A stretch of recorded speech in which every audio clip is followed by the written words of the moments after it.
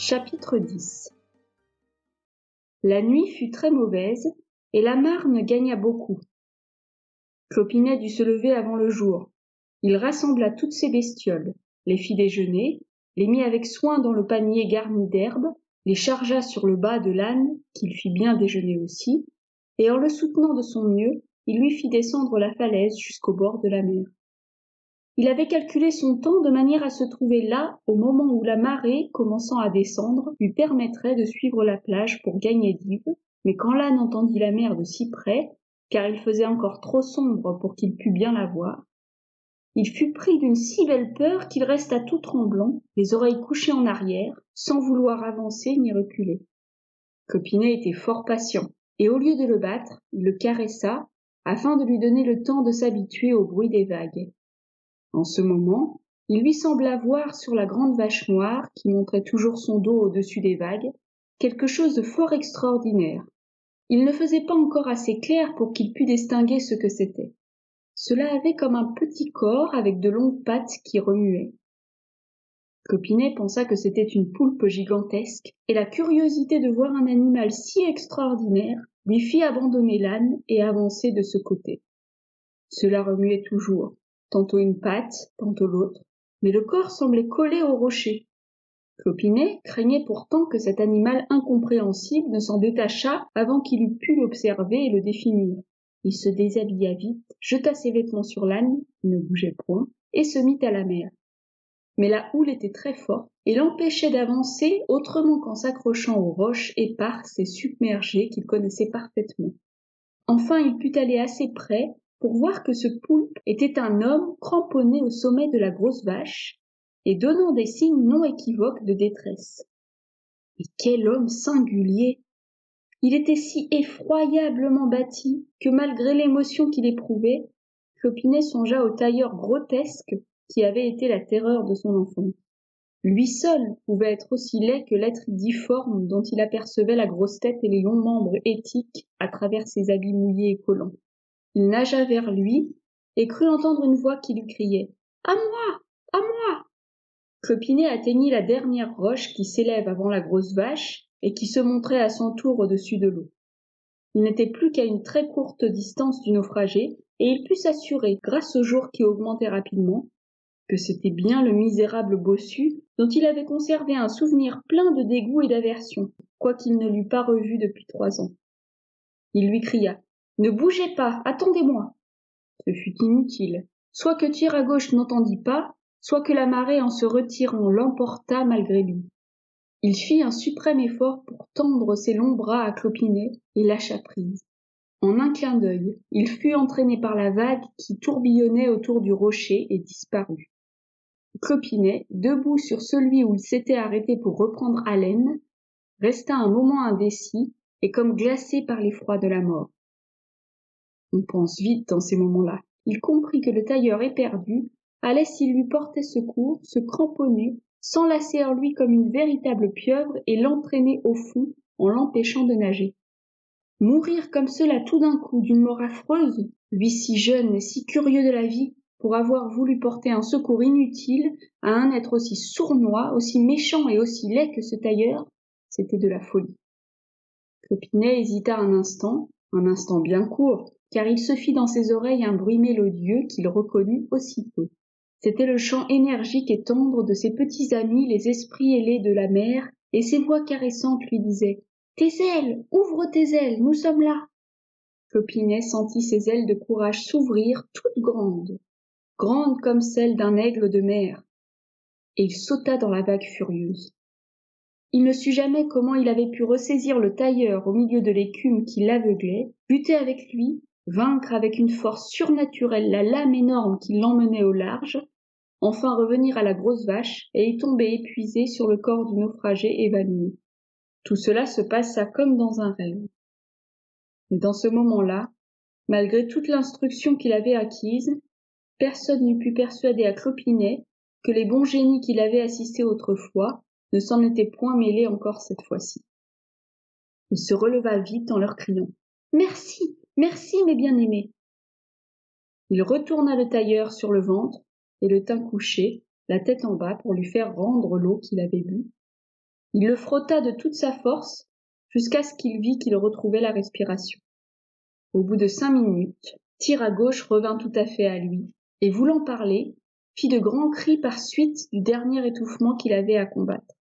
Il voulait se rejeter à l'eau pour gagner plus vite la terre. Il était comme fou.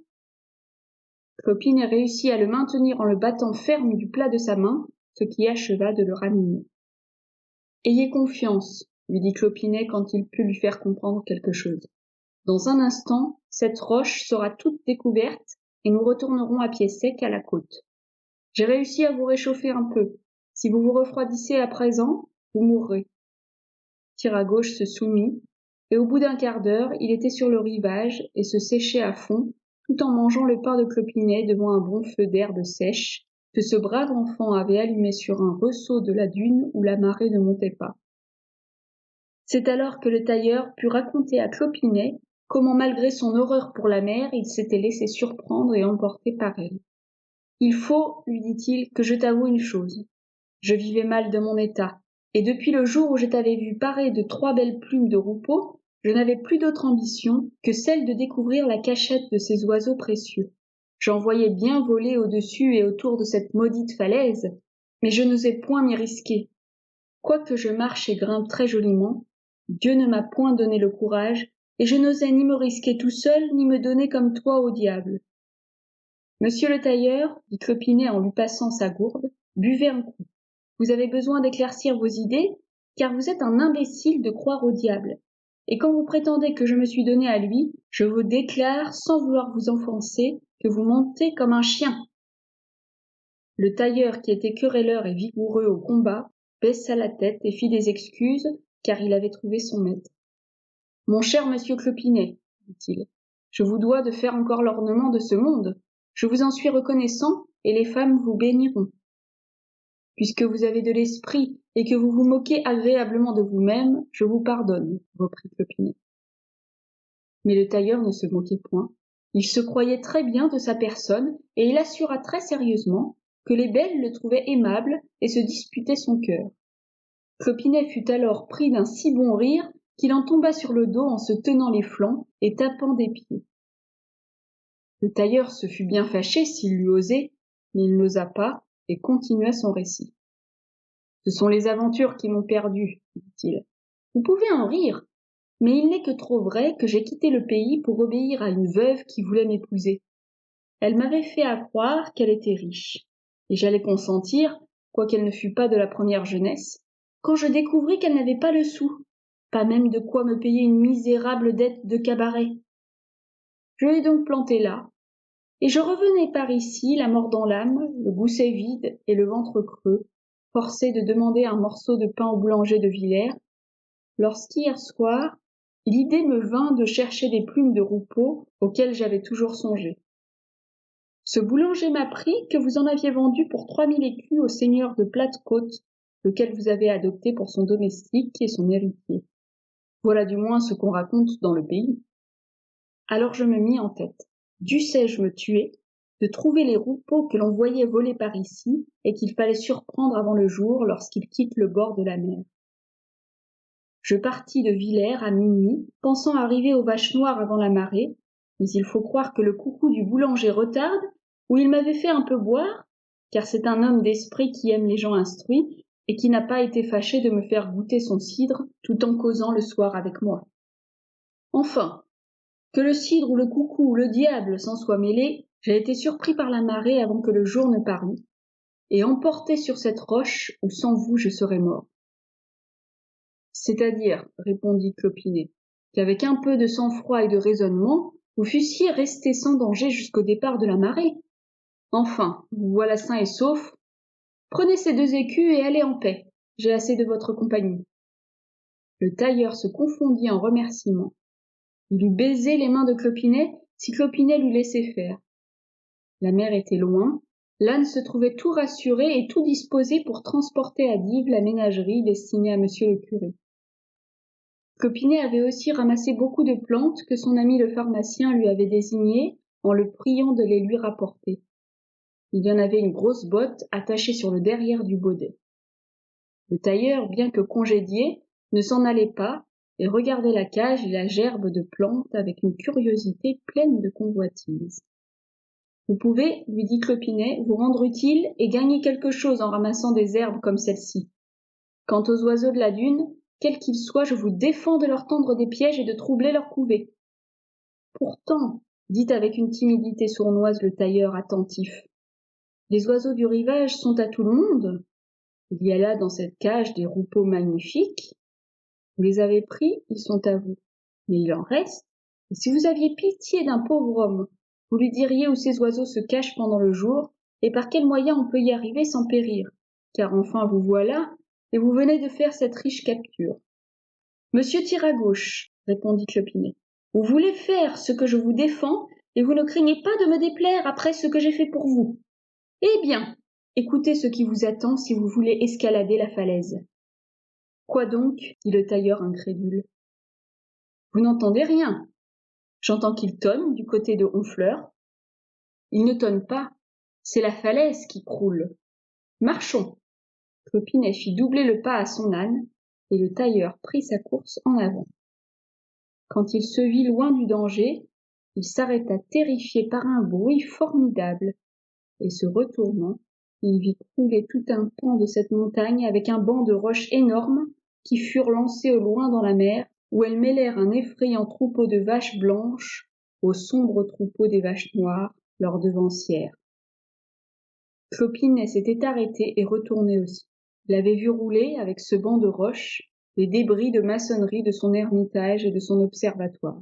« Monsieur tire à gauche, dit-il au tailleur, quand il l'eut rejoint. J'avais là une maison de campagne, un jardin, et les roupeaux à discrétion tout près de moi. Allez en prendre possession, si vous voulez. » Le tailleur confus secoua la tête. Il était à jamais guéri de la fantaisie de surprendre les oiseaux de mer et d'escalader les falaises. Clopinet fut triste en continuant sa route. Il avait aimé cet ermitage comme on aime une personne. Les privations qu'il y avait subies, les dangers qu'il y avait bravés, les rêves agréables ou effrayants qu'il avait eus, se représentaient à lui comme des liens de cœur qu'un désastre inévitable et longtemps prévu venait de rompre sans retour. Dame Nature, pensa-t-il, n'est pas toujours une hôtesse bien commode. Elle a des lois très rudes qu'on prendrait pour des caprices si on ne les comprenait pas. Il faut l'aimer quand même, car ce qu'elle vous ôte quelque part, elle vous le rend ailleurs, et je retrouverai bien quelque jour un trou où je pourrai vivre encore tête à tête avec elle. Clopinet fit l'école buissonnière le long de la plage. C'était son dernier jour de congé, et il n'arriva à Dives que le soir, afin qu'on ne vît pas son chargement d'oiseaux.